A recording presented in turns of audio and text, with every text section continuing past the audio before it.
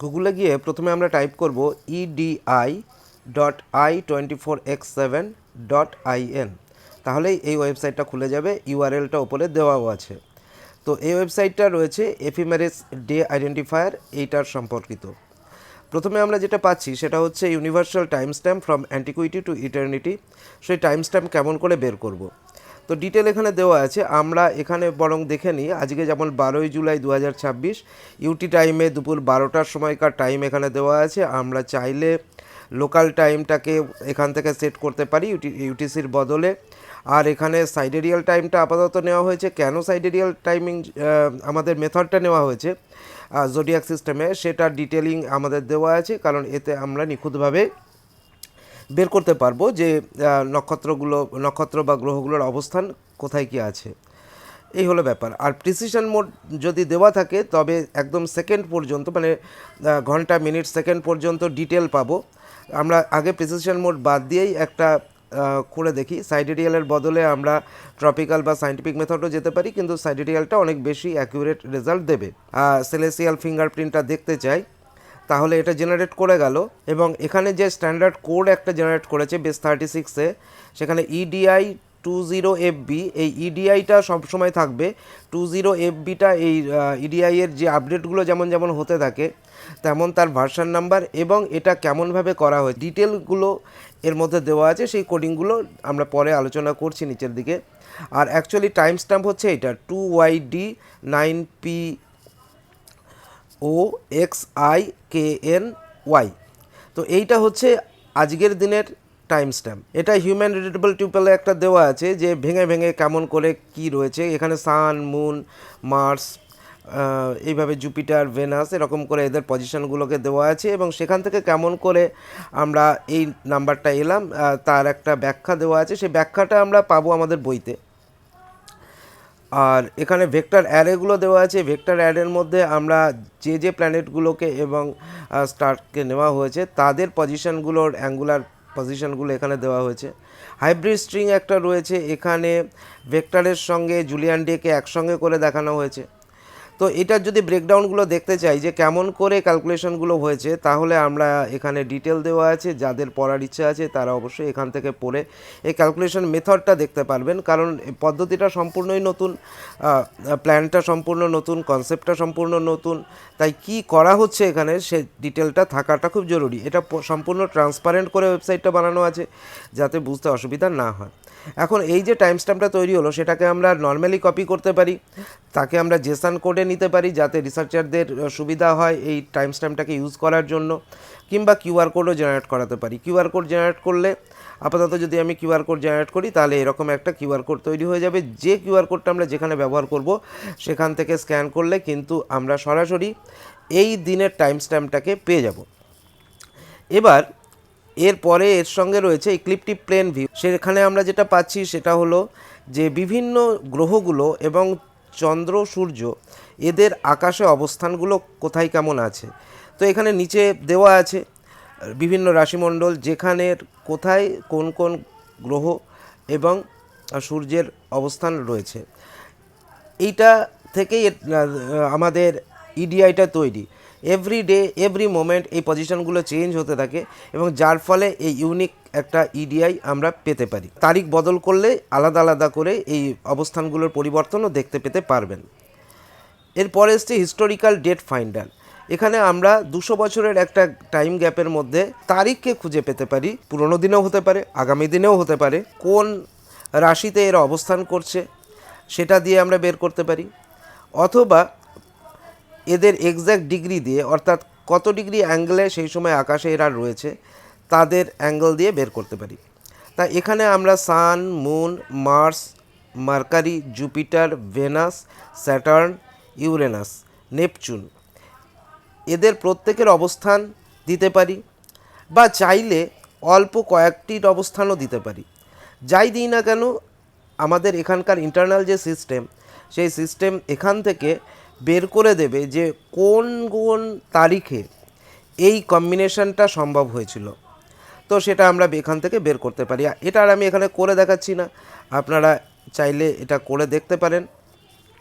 এখানে search database করলেই এখানে অটোমেটিক্যালি একটু সময় নেবে, কিন্তু একটু অপেক্ষা করবেন, এখানে দেখাবে যে কাজটা চলছে এবং তারপরে রেজাল্টের ডেটগুলো পরপর দেখাতে থাকবে। একদম এই জায়গাতে যেখানে 12 জুলাই 2026 আছে, সেখানে যদি সেই ডেটটাকে সার্চ করি তাহলে অবশ্যই এখানেও আমরা পেয়ে যাব সেই নক্ষত্র গ্রহের অবস্থানগুলো এক্স্যাক্টলি সেই পজিশানে। তো এটা হলো একটা দ্বিতীয় পদ্ধতি, যেখান থেকে আমরা গ্রহ নক্ষত্রের অবস্থান দেখে তারিখকে খুঁজে বের করছি। আর প্রথমে যেটা আমরা করেছিলাম সেটা হচ্ছে যে কোনো একটি তারিখ দিয়ে তার যে আইডি, সে আইডিটা ক্রিয়েট করেছিলাম। এই দ্বিতীয় ক্ষেত্রে পাওয়া তারিখটির আইডিও কিন্তু অটোমেটিক্যালি জেনারেট করে যাবে প্রথমে আমরা যেই ভ্যালুটাকে পুট করব। আর এই তারপরে যে ক্যালকুলেটরের পার্টটা আসছে সেটা হলো ঠিক রিভার্সটা, অর্থাৎ আমার কাছে একটা ইডিআই এর কোড রয়েছে, জেনারেটেড কোড রয়েছে, একটা ডেট স্ট্যাম্প বা একটা টাইম স্ট্যাম্প রয়েছে।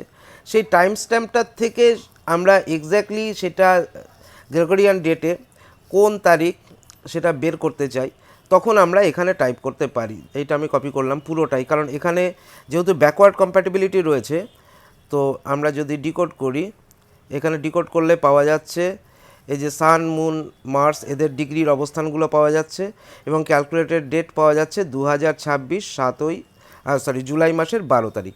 ঠিক এইভাবে রিভার্স ক্যালকুলেশন করে আমরা একটা কোড থেকে ডেটে ব্যাক করতে পারবো, সেই ইউটিলিটিটাও এখানে আমরা পাচ্ছি। এরপরে হচ্ছে যে হোয়াই ইডিআই, কেন ইডিআই এর দরকার, এর স্কোপ কী কী আছে, সামান্য এখানে কিছু আলোচনা করা হয়েছে। ডিটেল যে আলোচনা, সে আলোচনা বইতে রয়েছে। এরপরে জয়েন আওয়ার ডেভেলপার কমিউনিটি, এইটাতে আমরা যদি এইটা নিয়ে আমরা আগ্রহী হই তাহলে একটা ডিসকর্ডে আমাদের একটা কমিউনিটি তৈরি করা আছে ডিসকর্ড সার্ভারে, যেখানে আমরা এ নিয়ে আলোচনা করতে পারি, মত বিনিময় করতে পারি এবং ভবিষ্যতে যাদের আগ্রহ আছে এটাকে আরও ডেভেলপ করার, তারা এইটা কাজটা কমপ্লিট করতে পারে। এরপরে আমরা চলে আসি বইয়ের বিষয়ে, যে বইয়ের কথা বলছিলাম, an introduction to ephemeris day identifier. এই বইটা হচ্ছে প্রচ্ছদ এবং এই প্রচ্ছদের পরে এখানে বইটা কী বিষয়ে বই সে কথা লেখা আছে। বইটা এখানে কোথায় কোথায় পাওয়া যাবে, পেপারব্যাক এবং হার্ড কভার, তার লিঙ্কগুলো দেওয়া আছে। এখান থেকে যে কোনো জায়গায় ক্লিক করলে বইটা আমরা পেতে পারি অনলাইনে। আর এই বইটাতে কি কি বিষয় নিয়ে আলোচিত হয়েছে, টেবিল অফ কন্টেন্টস, সেগুলো এখানে দেওয়া আছে। আপনারা সময় পেলে একটু দেখে নিতে পারেন যে এই বইতে কি কি ব্যাপারে আলোচনা করা হয়েছে। প্রাথমিকভাবে যেহেতু একদম সম্পূর্ণ নতুন একটা ধারণা, এই একটা কমিউনিটি গড়ে উঠুক এবং অনেকেই যারা এই ব্যাপারটাতে আগ্রহী হয়ে উঠবে তাদের কাছে এই বার্তাটা গিয়ে পৌঁছাক, যাতে আমরা আগামী দিনে এই বিষয়টাকে নিয়ে এগোতে পারি এবং ইডিআই ভবিষ্যতে আমাদের একটা উপযোগী সময়কে ধরে রাখার, টাইম স্ট্যাম্পকে ধরে রাখার একটা উপযোগী মাধ্যম হিসেবে কাজ করে। এরপরে আবার এখানে একটা হেল্প আর মেথোডোলজি দেওয়া আছে, যেখানে হোয়াট ইজ ইডিআই সে সম্পর্কে দেওয়া আছে, ভেক্টর অ্যারে কেমন করে কাজ করে সেটা দেওয়া আছে, আন্ডারস্ট্যান্ডিং ট্রপিক্যাল আর সাইডেরিয়াল, যে কথা তখন প্রথমে বলেছিলাম যে ট্রপিক্যাল আর সাইডেরিয়ালের তফাৎ কী, কেন আমরা সাইডেরিয়ালে যাব ট্রপিক্যালের বদলে, তার ব্যাখ্যা এখানে দেওয়া আছে। মিক্সড র্যাডিক্স এনকোডিং, এখানে যে বেস সিস্টেমগুলো ইউজ হয়েছে, কোথাও 36 বেস ইউজ হয়েছে, কোথাও 10 বেস ইউজ হয়েছে, এই যে ব্যবহার হচ্ছে আলাদা আলাদা বেস সিস্টেম নাম্বারিংয়ের জন্য, কোড জেনারেট করার জন্য, সেটা কেমনভাবে করা হয়েছে তার ডিটেলিংটা এখানে দেওয়া আছে, যাতে সকলেই বুঝতে পারে নাম্বারগুলো দেখে যে কেমন করে এই কোডগুলো জেনারেট করলো।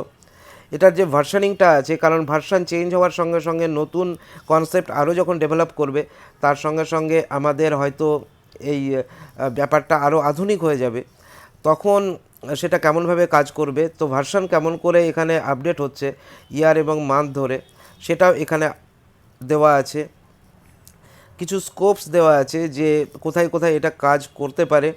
আর এখানে এপিআই দেওয়া আছে, যে এপিআইটাকে নিয়ে অন্য কোনো ওয়েবসাইটে বা অন্য কোনো অ্যাপের মধ্যে যদি কেউ এই ডাটাবেস এবং এখানকার যে মূল কোর সিস্টেমটাকে কাজে লাগাতে চান অন্য কোনো ডেভেলপার তার ওয়েবসাইটে বা কোনো অ্যাপে, তাহলে তিনি কেমন করে সেটা ব্যবহার করবেন, সেই এপিআই কি এর ভেতরে দেওয়া আছে, তার ফলে তাদেরও আশা করা যায় সুবিধা হবে।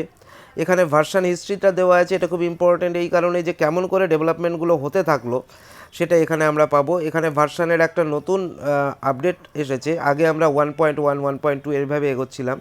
লাস্টে আমরা দেখলাম যে এইভাবে এগোনোর থেকে আমরা যদি টাইমটা বর্তমান যেটা জুলিয়ান ডে আছে অর্থাৎ 2026 সালের জুলাই মাস, এইভাবে যদি আমরা ভার্সানিংটাতে যাই তাহলে এটা আইডেন্টিফাই করতে সুবিধা হবে যে কোন সময়কার কারেন্ট ভার্সন কিনা।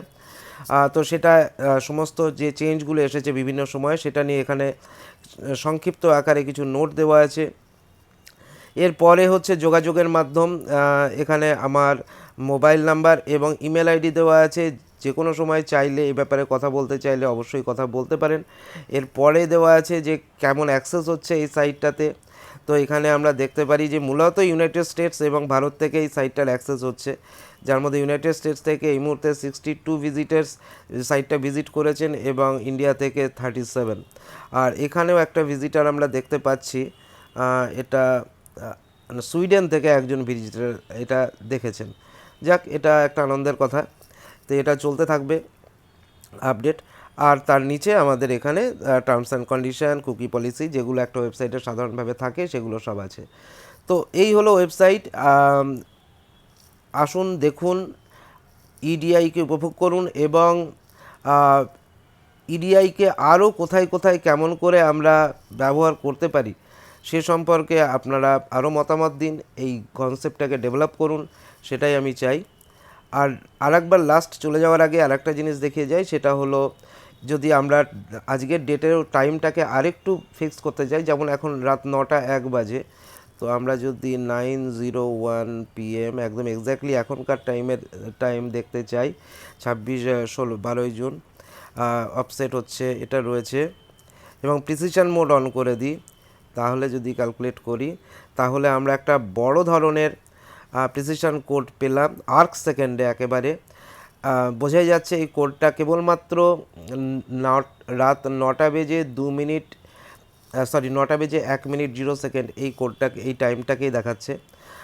এটা এইটার টাইম স্ট্যাম্প গত লক্ষ লক্ষ বছর এবং আগামী লক্ষ লক্ষ বছরেও এই টাইম স্ট্যাম্পটা আর নতুন করে তৈরি হওয়ার কোনো সম্ভাবনা নেই, কারণ এই পজিশনগুলো ইউনিক।